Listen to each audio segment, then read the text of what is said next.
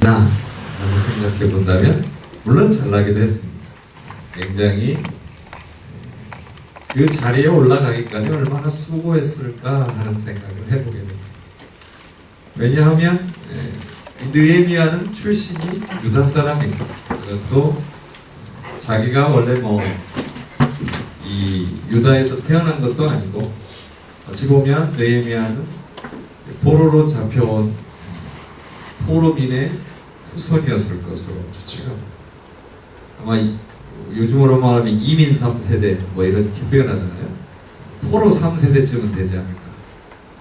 할아버지 때 잡혀와서 낳고 해서 포로 3세대쯤 된 사람이 느헤미야입니다.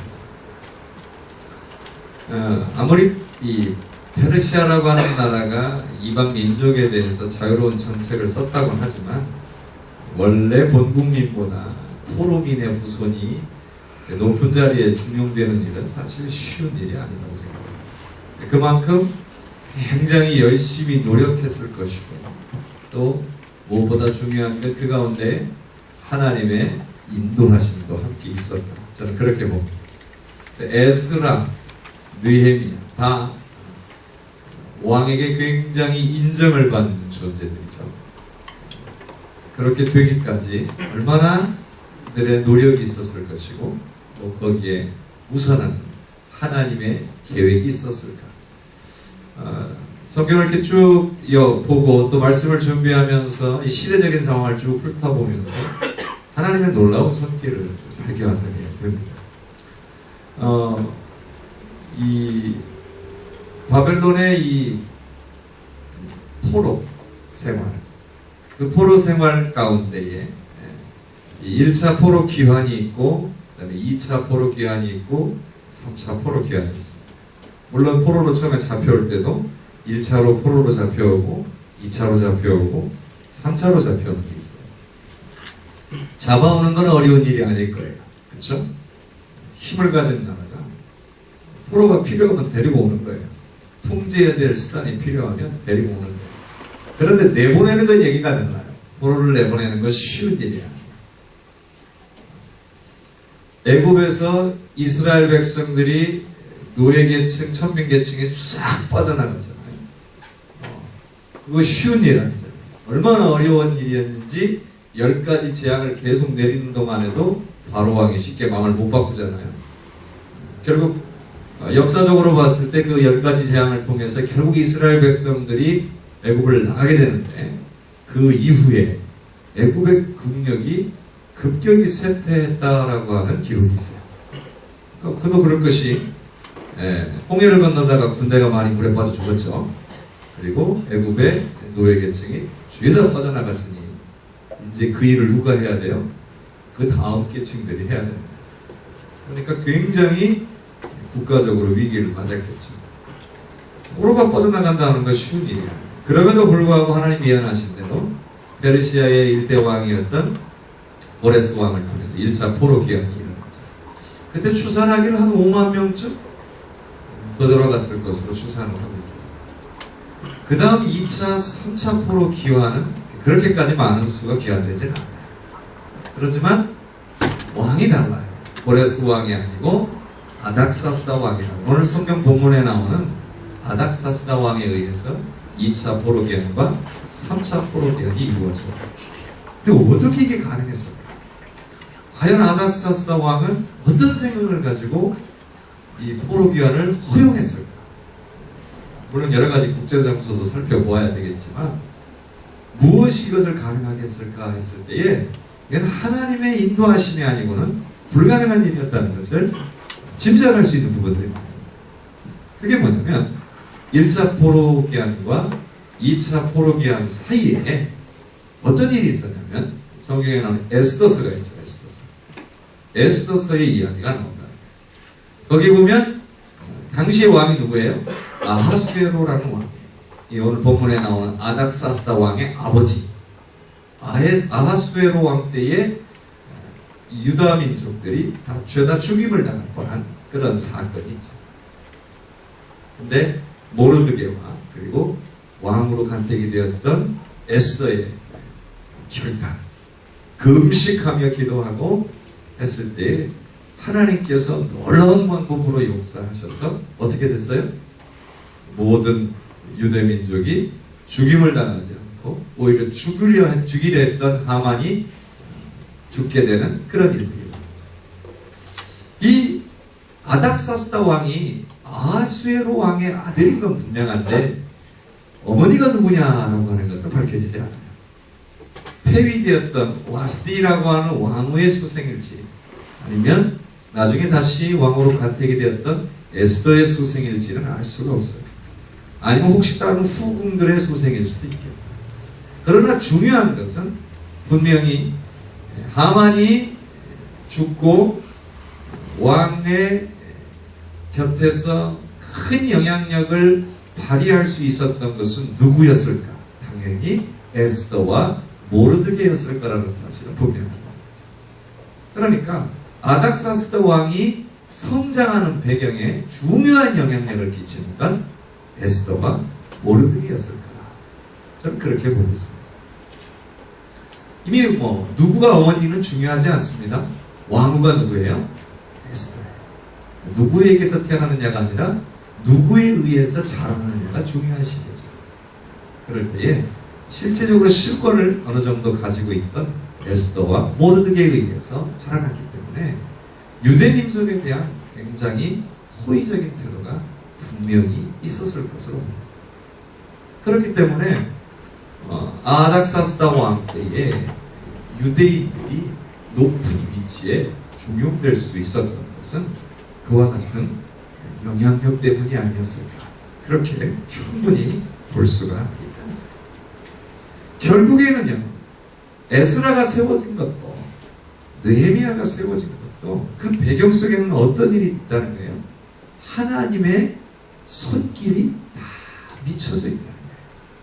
에스더를 통해 유대 민족을 살리셨을 뿐만 아니라 결국 그 안에서 유대 민족들의 후손들 중에서 에스라나 느헤미야 같은 인물이 자라났을 때 그들이 높은 위치에 중용되었을 뿐만 아니라 그들이 2차 포로기한, 3차 포로기한을 이끌고 갈 때에 이것을 아닥사스다 왕이 허락할 수 있는, 그렇게 인정해 줄 수 있는 그런 모든 역사가 하나님의 만지심 속에서 일어난다.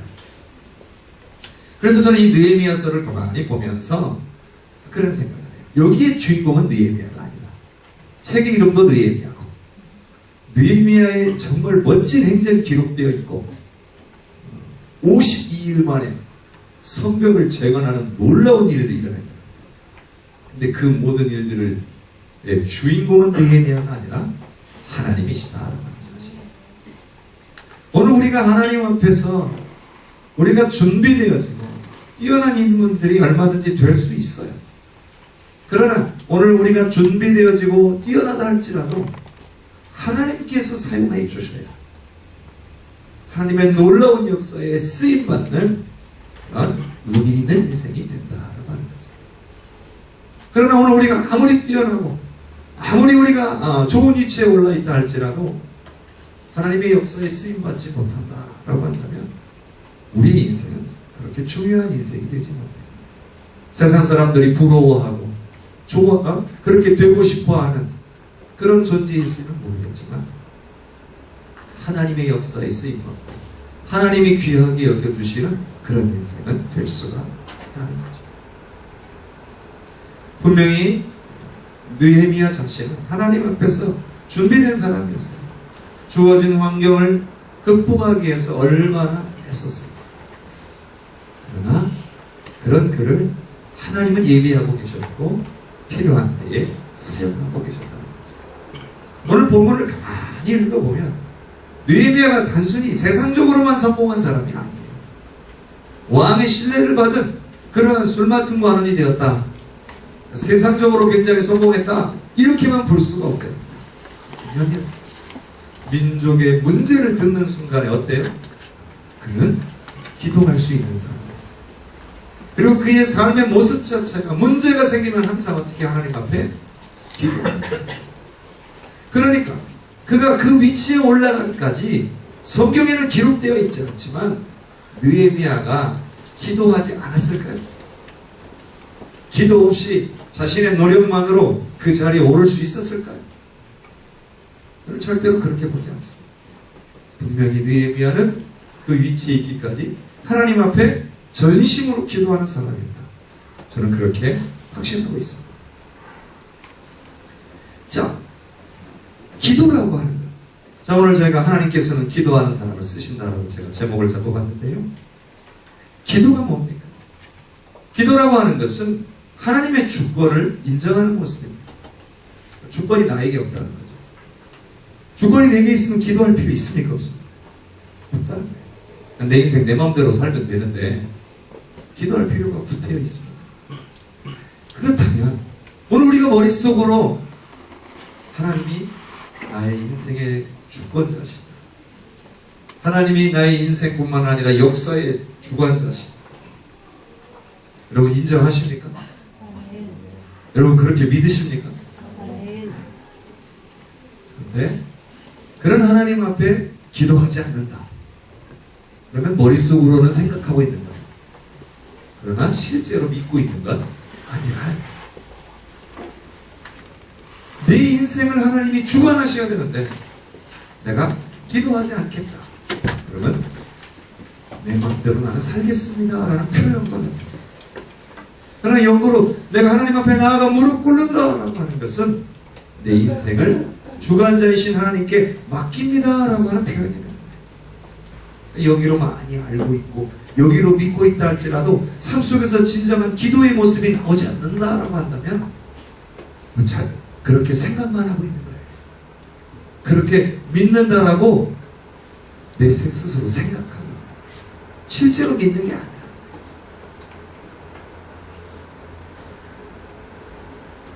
기도는 하나님의 주권적 통치를 인정하는 모습이에요. 역으로 얘기한다면 내가 할 수 없다는 사실을 인정하는 모습이에요. 내가 할 수 없습니다. 또 내가 원하는 대로 하기를 바라지 않으니까 하나님께서 원하시는 대로 살고 싶으니까 하나님 앞에 기도하는 거예요.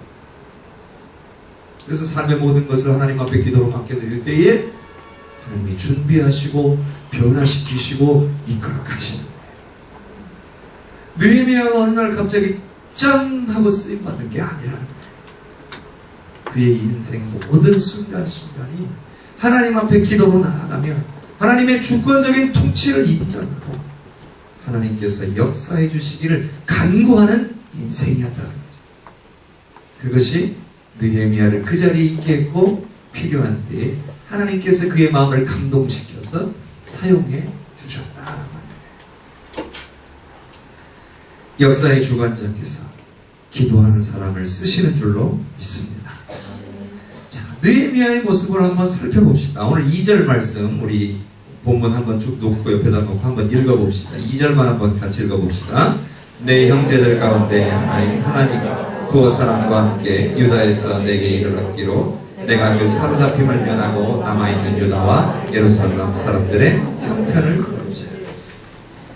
느헤미야는 어떤 사람이냐?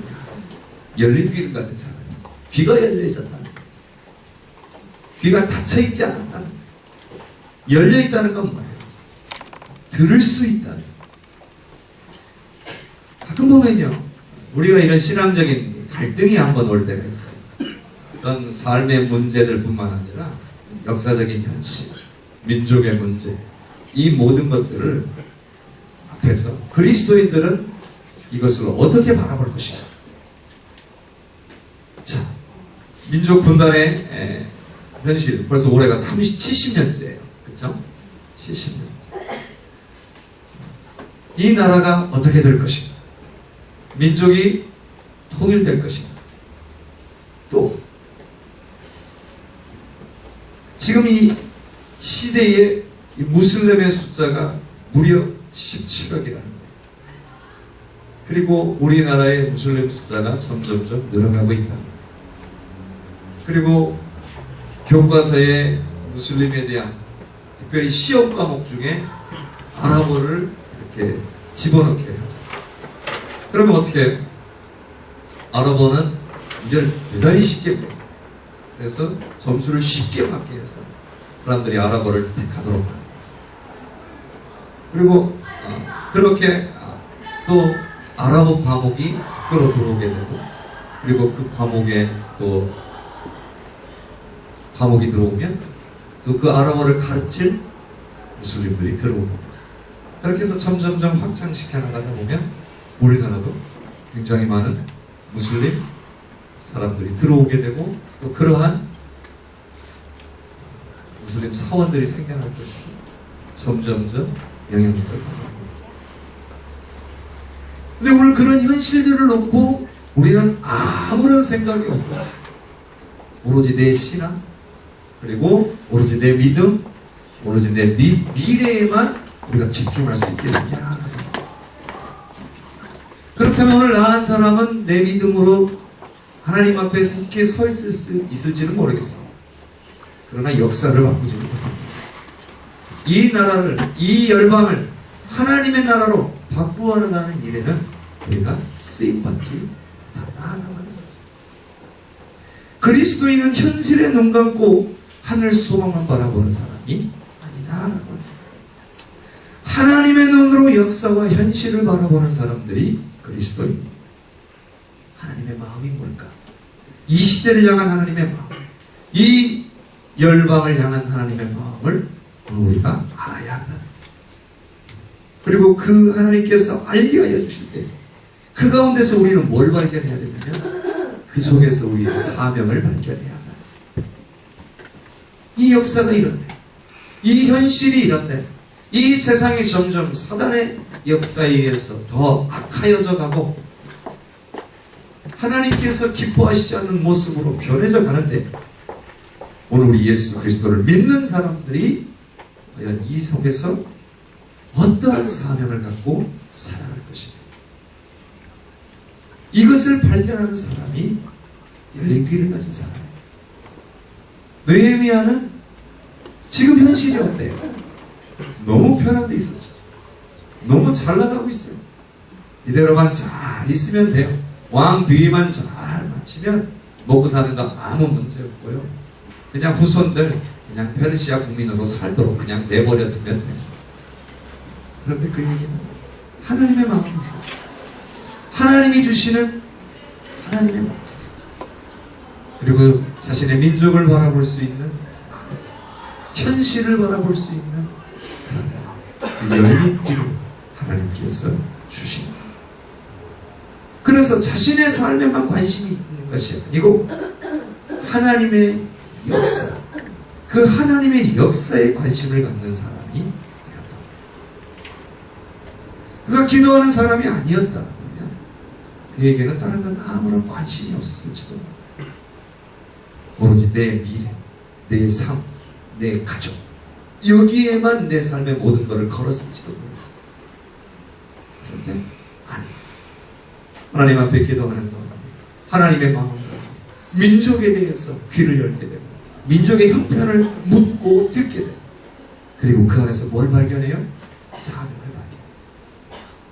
오늘 나를 이곳에 있게 하신 것이 하나님이시고, 오늘 나를 통해서 하나님이 무언가를 행하기를 원하고 계시고, 그것을 발견해요. 에스더 왕도 어땠어요? 그 위치에 오르게 된 것이 그냥 그 자리에 있는 것이 아니라 그것을 통해 하나님의 일을 이루시기 위해 그것에 있게 하셨다는 사실을 발견하게 됩니다. 그리고 거기에 대한 결단을 내리죠. 하나님의 역사를 위하여 쓰임받게 됩니다. 기도, 하나님 앞에 나아갈 때 하나님이 우리의 귀를 여셔서 역사와 현실을 보게 하신다는 거예요. 저는 우리 청년분들, 내 삶에만 관심이 있는 것이 아니라 하나님의 역사에 관심을 두시는 은혜가 있었으면 좋겠습니다. 하나님의 역사, 그리고 옆에 있는 우리 성경 부친체, 나라와 민족의 현실, 하나님 나라 역사, 선교, 이 모든 일들에 여러분의 눈이 열려지는 역사가 있기를 바랍니다. 두 번째로 느헤미야는 눈물과 근육을 있는 사람입니다. 남의 아픔과 문제에 대해서 들었다면 이제 그 문제는 그의 것만이 아니라는 거예요. 4절의 말씀 우리 한번 같이 읽어봅시다. 내가 이 말을 듣고 앉아서 울고 수일 동안 슬퍼하며 하늘의 하나님 앞에 금식하며 듣고 아이고 고생 많겠네 이러고 끝나지 않았다는 거예요. 가끔 우리가 그럴 수 있어요. 나에게는 문제가 없으면 안도하고 안심하지만 남의 고통과 아픔에 대해서 그렇게 공감하지 못할 수 있어요. 근데 느헤미야는요 아주 그렇게 공감하고 있잖아요.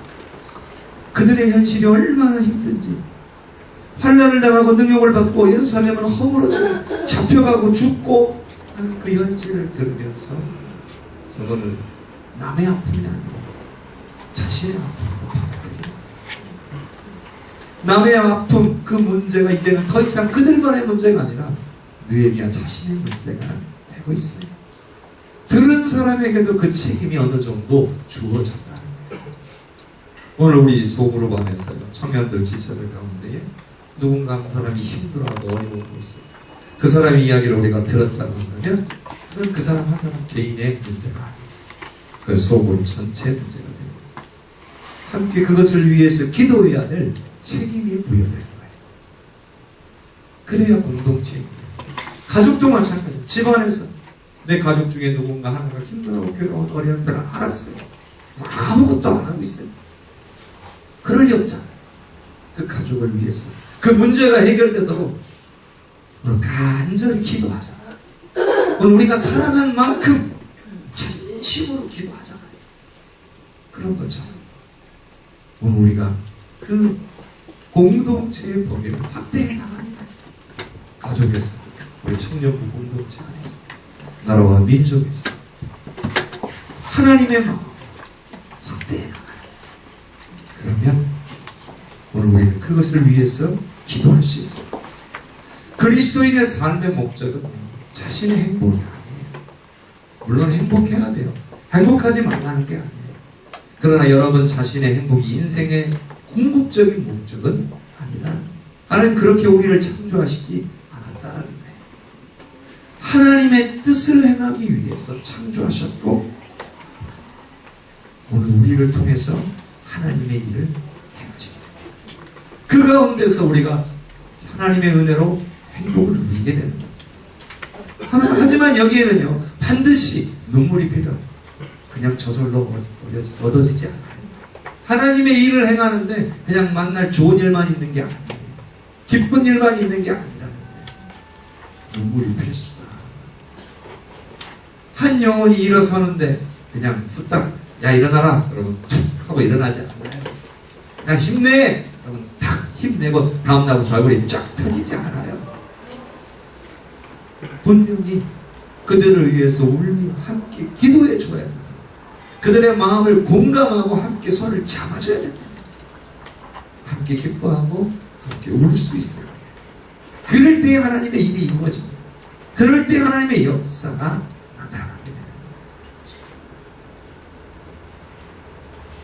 내 문제, 내 손해, 내 자존심 다치는 그런 일들로만 인해서 혹시 오늘 우리가 괴로워하고 있지는 않아요. 그것 때문에 우리가 몸부림치고 있는 것은 아니에요. 돌아보아야 됩니다. 남을 위해서, 공동체를 위해서, 나라와 민족을 위해서도 우리는 괴로워하고 몸부림치고 있는 거예요. 둘 다 할 수 있었으면 좋겠어요. 그러나 내 문제에만 집중하면 남을 위해서 하나님께서 우리를 불러주신 그 목적에 합당하게 공동체를 위해서 나라와 민족을 위해서 괴로워하고 몸부림치며 기도할 수 있는 오늘 저와 여러분이 되시기를 주님의 이름으로 축원합니다. 사도행전 20장 31절 우리 같이 한번 읽어봅시다. 그러므로 여러분이 일깨어 내가 3년이나 밤낮 쉬지 않고 눈물로 각 사람을 훈계하는 것을 기억하라. 바울 사도가 에베소를 떠나면서요 에베소 장로님들한테 이 얘기합니다. 기억해라. 내가 어떻게 했는지 그들을 세워가기 위해서 3년이나 밤낮 쉬지 않고 눈물로 각 사람을 훈계하는 것을 기억해라. 사도 바울도 그런 사람이었어요. 에베소에 있는 귀한 성도들을 세워가기 위해서 그들을 눈물 흘려가면서, 그 말은 뭐예요? 얼마나 힘들었다는 거예요. 그들이 가지고 있는 연약, 자꾸 말씀 안에서 세워지지 못하고 또 자꾸 넘어지는 그 모습들을 보면서 그들을 다시 일으켜 세우기 위해서 얼마나 힘들었는지를 바울 사도가 고백하고 있는 내용이에요. 쉽지 않은 거예요. 오늘 우리 청년들을 세워가는 일들, 서로가 서로를 세워가는 일들, 쉽지 않은 거예요. 그러나 함께 세워져 가는 거예요. 절대로 혼자서 세워지지 않아요. 오늘 여기 계신 청년들이 내가 그냥 나 혼자 믿음 안에서 굳게 세워질 수 있다? 그럴 수 없어요. 내가 하나님하고 1대1로만 기도하면 무조건 다 세워질 수 있다? 절대 그렇지 않아요. 함께 세워져 가요. 서로 함께 아파하기도 하고 서로 함께 즐거워하기도 하면서 서로 위해서 중보해 주면서 다 함께 세워져 가요. 그러기 위해서는 눈물과 그늘이 필요합니다. 느헤미야에게는 그게 있었어요. 눈물과 그늘의 기도, 그것이 하나님의 역사를 이루어가게 하십니다. 세 번째, 느헤미야는요, 결론이죠. 기도하는 사람이었어요. 4절은 아까 읽었지만 11절 한번 같이 읽어봅시다. 주여 보아오니 귀를 기울이사 종의 기도와 주의 이름을 경외하기를 기뻐하는 종들의 기도를 들으시고 오늘 종이 형통하여 이 사람들 앞에서 은혜를 입게 하옵소서 하였나니 그때 내가 왕의 수를 받았는데, 아닥사스다 왕을 설득한 게 아니에요. 그 문제를 가지고 아닥사스다 왕한테 먼저 이야기한 게 아니에요. 뭐 했어요? 기도했어요. 여기 보니까 오늘 종이 형통을 이 사람들 앞에서 은혜를 입게 하옵소서. 결국 하나님께서 역사하실 때에 그 하나님의 놀라운 은혜인 것을 알게 하여 주옵소서. 이렇게 기도하고 있습니다. 느헤미야에게 있어서 이 민족의 문제는 더 이상 그 자신과 무관한 문제가 아니었어요. 그래서 금식하며 기도했고 이 사람들 앞에서 은혜를 입게 하옵소서. 이렇게 기도했습니다. 사람을 바꾸는 건 내가 아니고 하나님이시다라고 하는 사실을 굳게 믿고 기도했다. 여러분 주변에 있는 분들 말로 해가 잘 바뀝니까? 잘 안 바뀌죠. 네. 제가 제 자녀들이 있지만 자녀들한테 막 맨날 잔소리한다고 얘네들이 바뀔 것 같아요. 잘 안 바뀌더라고요. 기도해야 바뀌더라고요. 아이들을 위해서 기도하고 아이들에게 기도해라 라고 가르쳐야 스스로 기도하는 가운데 하나님이 조금씩 바꿔가는 것을 보게 돼요. 여러분 자신에게 가장 영향력을 주는 존재가 누구실 것 같아요? 하나님이셔요. 여러분을 바꿀 수 있는 분이 누구예요? 하나님이에요. 여러분도 여러분 못 바꿉니다. 그쵸? 네. 여러분의 부모님이 여러분을 바꿀 수 있습니까? 못 바꿉니다. 여러분의 애인이 여러분을 바꿀 수 있습니까? 내가 바꾸고 싶어서 한다리죠? 못 바꿉니다. 마찬가지. 하나님이 나를 바꾸셔야 되는 것처럼 나의 부모나 나의 형제나 나의 자녀나 나의 배우자나 애인이나 누가 바꿔야 돼요? 하나님이 바꾸셔야 돼요. 가장 강력한 영향력을 발휘할 수 있는 분은 나에게도 하나님이시지만 다른 사람들에게도 하나님이시다. 기도의 가장 강력한 힘이 상대가 바뀌기를 원한다면 어떻게 해야 돼요? 상대를 위해 기도하면 됩니다. 하나님이 바꿔주셔야 해요. 허드슨 테일러 선교사님, 중국 선교의 아버지죠. 그리고 선교의 3시대 중에 내지 선교의 중요한 역할을 합니다. 큰일 하셨습니다. 그분의 선교사역 말미에 어떻게 이렇게 큰일을 하실 수 있었습니까? 라고 누가 물었는데 대답을 이렇게 하시죠. 오직 기도로 사람들을 움직였습니다. 기도가 사람들을 움직였다라고 고백합니다. 그냥 그럴 것이다도 아니에요. 그럴 것 같았어요가 아니라 그렇게 하셨다라고 고백하는 거예요. 기도했더니 하나님께서 사람들을 움직이셔서 이와 같은 놀라운 일을 하게 하셨습니다. 이렇게 고백합니다. 사람을 움직이는 건 누구예요? 하나님이시다. 이걸 느헤미야도 분명하게 알고 있어요. 왕의 마음을 바꾸실 분은 누구예요? 하나님이시다. 그래서 느헤미야는 끊임없이 하나님 앞에 기도했어요. 4절에 보니까 금식하며 기도했다라고 기록하고 있죠. 금식하며 얼마나 간절했는지, 도저히 이건 내가 입에 밥이 안 넘어갔는지도 모르겠어요. 얼마나 마음이 아팠는지 금식하며 기도. 여러분, 우리 청년부들도요, 금식하며 기도하는 경험들이 있었으면 좋겠습니다. 난 태어나서 아직까지 음식은 해봤어도 금식은 안 해봤다. 다이어트 하느라고 안 먹어본 적은 있다. 그러나 금식하며 기도해본 적은 없다. 그렇다면 우리 청년들도요, 다 한 번씩은 금식하며 기도했으면 좋겠습니다. 적어도 하루에 한 끼 정도씩 금식할 수도 있잖아요. 근데 수일, 여기 나오니까 수일을 그렇게 해야 되잖아요. 그러니까 한 2, 3일 정도. 정말 때로는 내 문제를 위해서도 금식하며 기도할 수 있지만, 교회를 위해서, 가정을 위해서, 나라와 민족을 위해서도 저도 시간을 정해놓고 2, 3일 정도는 금식하며 기도하는 여러분이 되었으면 좋겠습니다.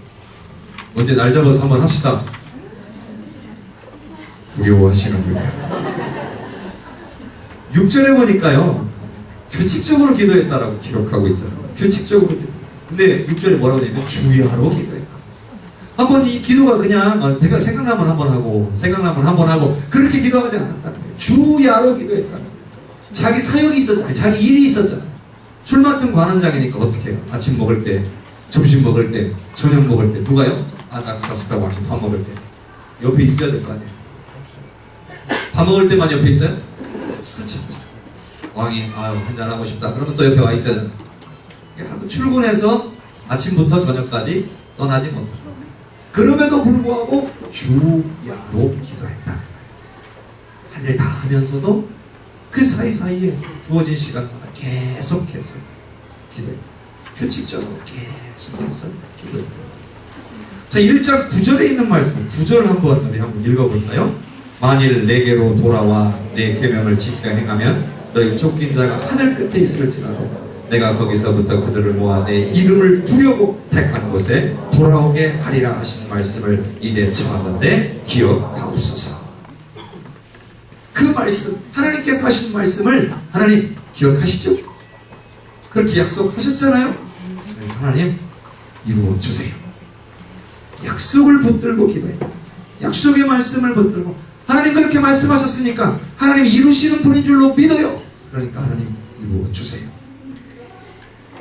하나님께서 말씀하신 것, 하나님은 100% 이루시는 분인 줄로 믿습니다. 어디 있어요? 다 성경에 있잖아요. 하나님이 주신 말씀은 반드시 이루어지게 돼 있어요. 약속이니까. 그건 하나님 입장에서 언약이라고 해요. 언약은요, 하나님이 일방적으로 하신 거지만 하나님이 절대로 그걸 깨신 적이 없어요. 하나님 말씀하시는 대로 이루시는 분. 그러면 우리가 약속의 말씀을 붙들고 기도하면 하나님은 응답 안 하실 수가 없어요. 말씀하셨으니까 이루신다. 또 6절에 보면요, 회개 기도를 드리는 장면이, 거기 보면 그 끝부분에 1장 6절의 끝부분에 보면 나와 내 아버지의 집이 범죄하였다. 하나님 앞에 그렇게 기도하고 있어요. 하나님, 내 죄입니다. 우리 부모의 죄입니다. 그렇게 기도했다. 사실 느헤미야가 뭘 잘못했어요? 거기 끌려오는데 뭐 역할을 했어요? 그때 태어나지도 않았어요. 그럼에도 불구하고 민족의 아픔이, 민족의 죄악이 더 이상 자기 자신과 무관한 게 아니에요. 이 땅이 갈라지고 이 땅이 점점 악화해지는 이 모든 것들이 나는 신앙생활 잘하니까, 나는 교회 열심히 안 빠지고 잘 나오니까 나하고 무관한 문제야 라고 말할 수가 없다. 이 민족이 악화해져가는 이 모든 현실을 놓고 하나님 앞에 이것이 나의 죄입니다. 통일시한다고 그러죠. 나의 죄, 우리 민족의 죄고 우리 조상의 죄입니다. 하나님 용서하여 주시옵소서. 오늘 우리가 그렇게 기도할 수 있다. 하나님께서 이 모든 연약함 가운데서 이 민족을 세워주실 줄로 저는 확신합니다. 시대를 위해서 우리, 시대를 위해서 회개할 수 있는 그런 사람들이 필요합니다. 누가 하겠습니까? 믿는 사람들, 신앙인들이 아니고서는 할 수 있는 존재가 없습니다. 불교 사람들이 하겠습니까? 이슬람들이 하겠습니까? 그들은 그렇게 기도할 수가 없을 겁니다. 오로지 그리스도인들만이 그 일을 감당할 수 있습니다. 마지막으로 인내하며 기도했습니다. 우리가 여기는 우리가 보진 않았지만 느헤미야 2장 1절에 보면 왕 앞에 이제 섰을 때 왕이 느헤미야의 표정이 바뀐 걸 그만이 보고는 얘기합니다. 너 이상하다. 너 얼굴에 왜 근심? 무슨 문제? 너 몸 아프지 않은 것 같아? 너 왜 그러냐? 이렇게 물어보던 때가 있어요. 성경에 니산월이라고 합니다. 그리고 1장 1절에는 기슬로월이라고 합니다. 이 기슬로월이 언제냐면 3, 4월 정도예요. 그리고 니산월이 바뀌었나요? 어쨌든 이 기슬로월에서 니산월까지의 이 시간적 차이가 4개월에서 한 6개월 정도 됩니다. 그러니까 이 느헤미야가 그때 한 수일 기도 끝냈냐? 그랬을 리는 없다.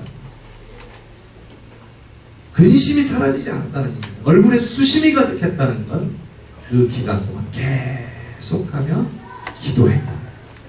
걱정하면서 민족을 위해서 기도하는 일들을 멈추지 않았다.